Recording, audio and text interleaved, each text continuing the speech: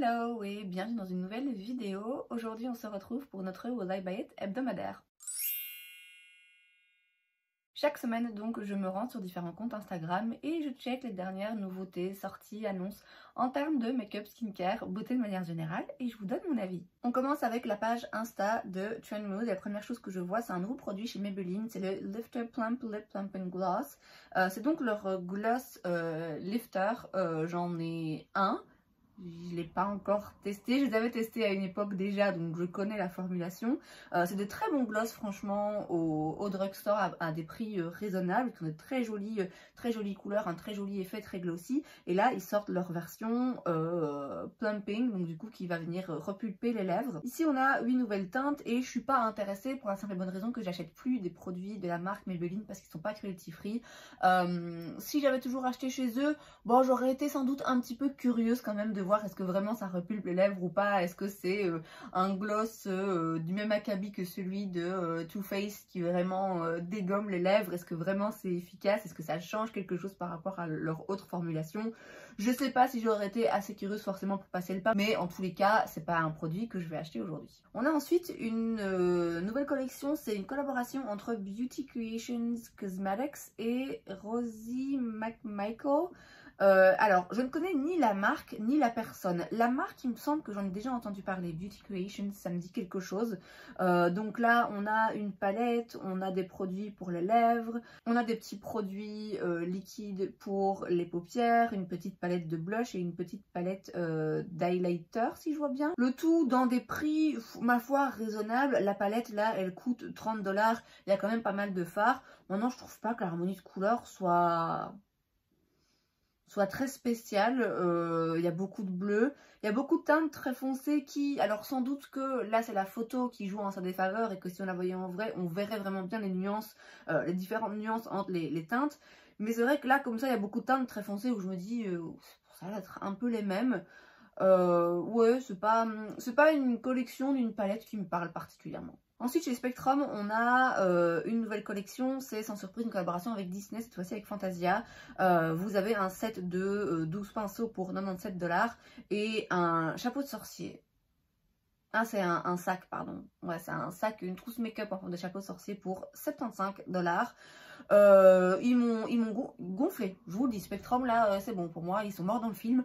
Ils font plus que ça en fait, ils font plus que ça à chaque fois et alors c'est toutes les 2 semaines, c'est vraiment très lassant, c'est très transparent de leur part je trouve, ou vraiment juste ils le font parce qu'ils savent qu'il y a des gens qui sont fans et qui vont acheter, mais il n'y a pas de recherche pour moi derrière créative, il n'y a pas de vrai travail de je sais pas, de sortir des pinceaux avec des formes différentes ou des poils différents. Non, c'est vraiment juste, allez hop, on sort collab sur collab sur collab avec Disney. Non, ça m'intéresse pas du tout. Ensuite, chez Light Slacker, on a une nouvelle collection pour les fêtes, c'est la Cabin Fever. Où vous avez des vernis clairement dans le thème Noël. Vous avez aussi des petits stickers dans le thème Noël. Je vous en parle dans une vidéo que vous verrez dans longtemps je pense, parce que j'ai beaucoup filmé en avance. Mais j'ai tenté d'utiliser des petits stickers et... ah ouais non, moi j'ai pas la patience, j'ai vraiment pas la dextérité pour ça. C'est dommage parce que pour le coup des petits stickers sur le thème de Noël pour les ongles, oh, j'aurais adoré ça. Là en l'occurrence voilà, les vernis sont jolis, comme j'ai dit c'est vraiment dans le thème, c'est des teintes qui moi me font penser à Noël, mais j'en ai pas besoin et j'aurais pas forcément envie d'acheter dans cette marque en particulier. Mais ma foi, si vous connaissez ou vous aimez la marque, ouais clairement avec un vernis rouge à Noël on peut pas se tromper hein. On a ensuite un produit chez Carolina Herrera, c'est le Good Girl Liquid Blush. Donc je sais qu'il y a des parfums de la marque, j'en ai d'ailleurs. Ici c'est donc un blush liquide. Je ne savais pas qu'elle faisait du make-up, ou alors est-ce que c'est nouveau, est-ce que ça commence maintenant? C'est quand même 46 $ le blush liquide, il y a 4 teintes. Bon alors le packaging, moi perso... ouais, c'est pas le truc que je préfère. Ça me fait un petit peu penser à Valentino au début là quand ils avaient sorti leur packaging rouge avec du doré. Il y a un truc qui fait un peu cheap et c'est dommage parce que c'est un produit luxe. Alors je vous dis, je pense pas qu'il y avait déjà du make-up dans la marque, ou si c'est le cas j'étais pas au courant. Donc si en effet elle lance maintenant son make-up, c'est logique hein, qu'elle le fasse avec des blushs liquides. Vous savez que j'aime beaucoup ça, mais ouais, ma passion pour les blushs liquides s'arrête à un certain prix. Et ça pour moi, ouais, c'est trop cher, ça vaut pas le coup. Ensuite chez M Cosmetics, on a une nouvelle petite palette, c'est la Divine Skies Eyeshadow Palette.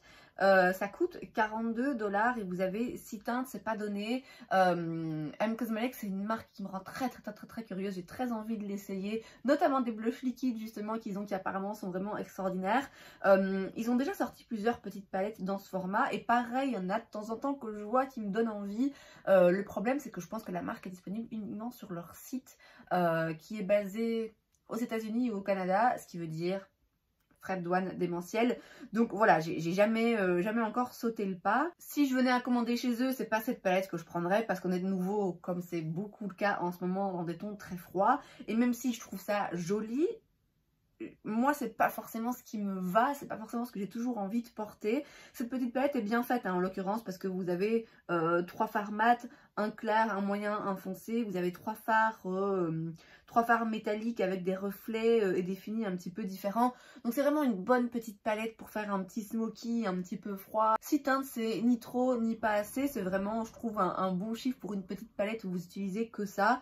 Mais ouais, moi ça va pas m'intéresser. Ensuite, Glow Recipe nous sort son calendrier de l'Avent, enfin, calendrier de l'Avent, 12 Days of Glow, donc un calendrier de l'Avent où vous ouvrez une case un jour sur 2. Je suis désolée, c'est pas un calendrier de l'Avent d'après moi, mais n'importe. Alors, il coûte 75 $, ce que je trouve raisonnable quand on connaît les prix de la marque. Et en plus, alors bon, je pense que vous avez principalement des petits formats, mais c'est vrai que ça donne l'occasion d'essayer plein de choses. Donc ça... Alors, je vous cache pas que je commençais le truc là en me disant ouais, 12K c'est pas un calendrier de l'Avent, mais je vais quand même creuser un petit peu la question. Je vais regarder précisément ce qu'il y a comme produit à l'intérieur et ce qu'il y a comme quantité, voir si vraiment c'est intéressant ou pas, parce que Glow Recipe c'est une marque dont j'ai déjà testé un ou deux produits que j'avais beaucoup aimé et je suis très curieuse d'en tester d'autres, mais comme j'ai dit c'est pas donné et en fait ça m'embête un peu de dépenser un peu cher et vilain pour un produit skincare sans l'avoir testé avant, sans savoir si ça va me convenir ou pas avant. Ils sont disponibles sur Cult Beauty et ça arrive hein, de temps en temps, je vois des petits kits passer où j'hésite. Mais là ce serait le bon deal à mon avis parce que ça permettrait justement de tester plusieurs produits, de voir lesquels me conviennent à un prix raisonnable, encore une fois, par rapport à la marque. On a ensuite une collaboration entre Essence et Emily in Paris. Vous savez à quel point j'aime beaucoup Essence comme marque. Vous savez à quel point je déteste la série Emily in Paris. C'est juste, c'est pas possible. Apparemment, là, il y a une nouvelle saison qui va sortir et c'est pour ça que qu'ils sortent cette collection parce que c'est pas les premiers. On a déjà vu 2 autres, je pense, passer de collection en collaboration avec la série. C'est hors de question que je regarde une nouvelle saison. J'ai dû me faire violence, hein, franchement, pour regarder jusqu'à présent parce que je me disais, allez, vas-y, t'as commencé, maintenant termine. Non, franchement, je m'en fous de savoir comment ça va finir. Je trouve le personnage principal désagréable. Ça n'a rien à voir avec le make-up, hein, mais voilà, j'aime vraiment pas cette série. Donc, avoir du make-up associé avec la série, moi, ça m'intéresse pas du tout. Alors après, Essence, c'est une marque qui est très bon marché et dans laquelle je trouve qu'il y a vraiment des très bons produits. Donc, ma foi... Si je vois passer un highlighter et que je me dis en fait l'highlighter a une couleur que je trouve jolie, s'il m'intéresse, je vais pas me dire non je le prends pas parce que c'est en collaboration avec Emily in Paris, ça n'a aucun sens. Si je le trouve joli et intéressant, que j'ai envie de le prendre, voilà, vu le prix je vais le prendre. Mais ouais, disons que dans sa globalité, la collection ne m'intéresse pas. Ensuite, chez F Cosmetics, on a des nouveaux crayons à lèvres. Ce sont les Cream Glide Lip Liner qui coûtent uniquement 2 $. C'est quand même difficile de faire moins cher que ça. Il y a l'air d'avoir pas mal de diversité en termes de couleurs. C'est donc des crayons à tailler, hein, tout simplement. Bon, voilà, c'est des crayons à lèvres. Je peux pas dire que ce soit quelque chose qui m'emballe particulièrement ou qui soit innovateur. C'est bêtement des crayons à lèvres. En l'occurrence, comme j'ai dit, c'est un prix vraiment dérisoire. Hein, donc, ça vaut le coup si ça vous intéresse. Moi, j'ai ce qu'il me faut. Ensuite... on a un produit, une palette dans la marque Cara Beauty. C'est la Cookie Tin Creative Beauty Palette. Alors, c'est laid. C'est vraiment très laid. Je trouve ça très laid, excusez-moi. Sinon, il y a des gens qui vont encore être outrés. Ça coûte 23 $. Il y a 14 teintes. Il y a aussi des petits pinceaux et un beauty blender. Alors, bon, le concept est marrant. et va certainement faire sourire tout le monde parce qu'effectivement c'est cette boîte de biscuits qu'il y avait dans toutes les maisons et dans laquelle il n'y avait jamais des biscuits, il y avait toujours un kit de couture. Donc le fait d'y placer comme ça des couleurs, des fards à paupières en forme de bouton, et voilà, c'est mignon. C'est mignon. Non, je trouve ça moche, mais je veux dire, voilà, le concept, l'idée est mignonne, mais je trouve, moi, personnellement, encore une fois, je trouve pas ça joli, je trouve pas ça attirant du tout. Moi, vous savez, hein, dès qu'on met des fards à paupières un petit peu au hasard, comme ça, dans une palette, qui n'ont pas la même forme, qui sont pas tous bien alignés, ça me bloque déjà par principe. Mais alors là vraiment... Sandrine m'a envoyé la photo, elle m'a dit il y a quelques jours, excuse-moi de te spoiler, mais t'as vu cette atrocité? Et ouais, franchement, atroce. Non, je sais même pas quoi dire d'autre. Alors, je suis sûre que du coup, ça va faire parler, ça va faire sourire certains, ça va faire des grimaces à certains, comme c'est mon cas. Mais... ouais, c'est un non, hein. C'est un grave un non de ma part. On a ensuite une collection en collaboration entre Marilyn Monroe et Moda. Alors je ne connais pas la marque, il s'agit de pinceaux. Il y en a avec des manches rouges à paillettes. Bon, tout ce qui est à paillettes, en plus rouge en ce moment, avec Noël qui approche, clairement ça me parle. Cela étant dit, comme je le dis à chaque fois quand il s'agit de collaboration comme ça avec des personnes décédées, moi ça me met un petit peu mal à l'aise parce que... bon alors certes, hein, un truc rouge comme ça, comme la couleur de ses lèvres, avec des paillettes, oui, ok, ça fait penser à Marilyn Monroe. Ça me met mal à l'aise quand même, parce que je trouve ça particulier de faire une collaboration avec quelqu'un qui n'est pas là pour donner vraiment son accord. Donc moi par principe, voilà, je suis un petit peu mal à l'aise. Maintenant voilà, je connais pas la marque de toute façon, donc ça m'intéresse pas particulièrement. On passe ensuite chez Point Click Vibe et j'ai une collaboration entre Thrive Cosmetics et The Marvels. C'est donc des petits crayons, des petits sticks de fard à paupières. Ils se vendent d'office dans un set de 3 avec une petite trousse make-up dans le thème Marvel. Enfin, il est juste écrit Marvel, hein, mais c'est la couleur de Thrive Cosmetics. Ça coûte 39 $. Ce pas des produits qui m'intéressent de manière générale. C'est pas une marque qui m'intéresse particulièrement parce qu'elle n'est pas disponible, en tout cas pas d'après ce que je sais, elle n'est pas disponible facilement par chez moi. C'est pas une franchise qui m'intéresse non plus, donc ouais, pour moi ce sera, je passe. Chez Glossier, on a des petits kits pour les fêtes. On a tout d'abord le Party Pots Kit pour 40 $. Vous avez donc 3 petites ombres à paupières un petit peu crémeuses. Ensuite, vous avez le Cranberry Lip Trio où pour 50 $, vous avez 3 petits produits pour les lèvres. Et enfin, vous avez le Pencils Up Kit pour 45 $. Vous avez 2 crayons pour les yeux et un mascara.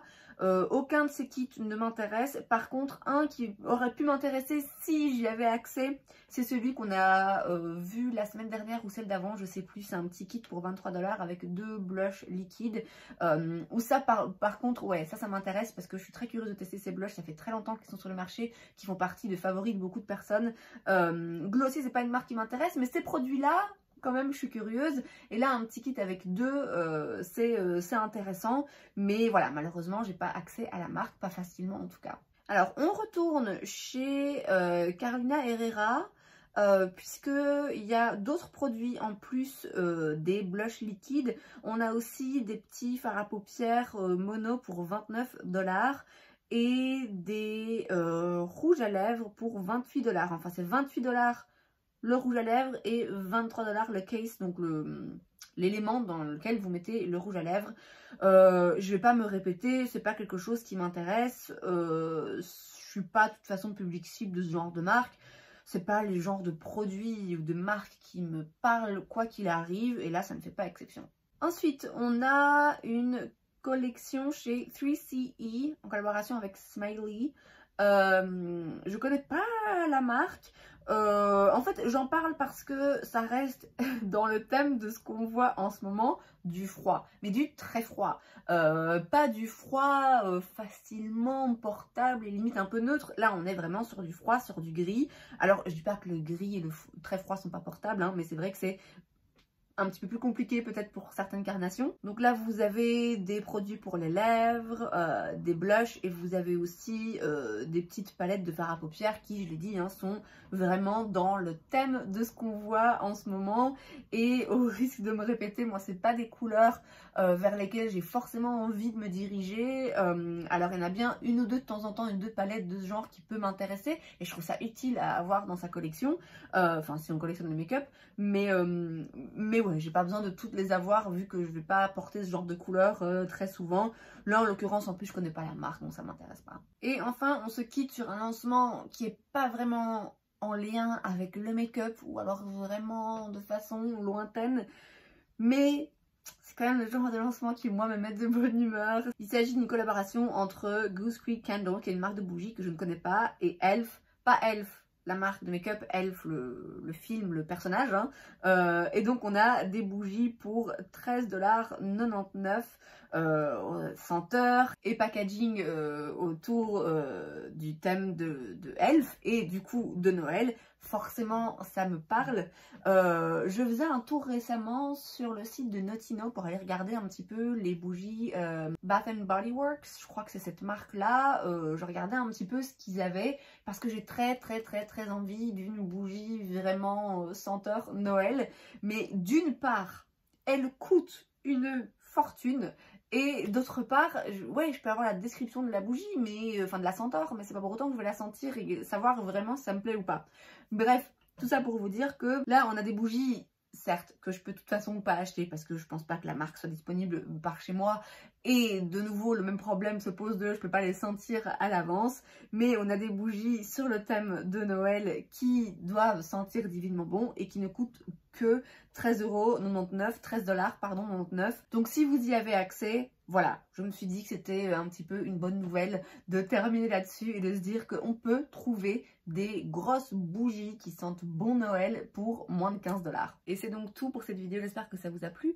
Si c'est le cas, n'hésitez pas à laisser un like, vous pouvez aussi vous abonner à ma chaîne parce que c'est gratuit donc pourquoi pas. Et moi je vous vois la prochaine fois. Bye.